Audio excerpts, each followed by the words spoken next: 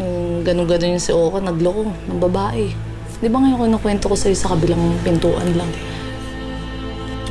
Alam mo ate, hindi talaga ako naniniwala na lolokohin ka niya ni Oka. Patay na patay kaya yun sa'yo. Di mo maalala? Ang tagal ka niya niligawan. Alam mo, piling ko nagsisinungaling lang yung shobet na yun sa kabila. Hindi nga, nangyari na yung nangyari. Pero, Apple, hindi ko na alam talaga kung anong paniniwalaan ko.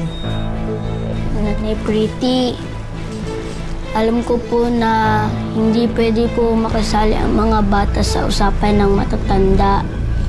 Pero may kailangan po akong sabihin na importante. Bakit? Ano yun? Kanina po, may lalaki pong pumunta kay Ate Charlie. At narinig ko po usapan nila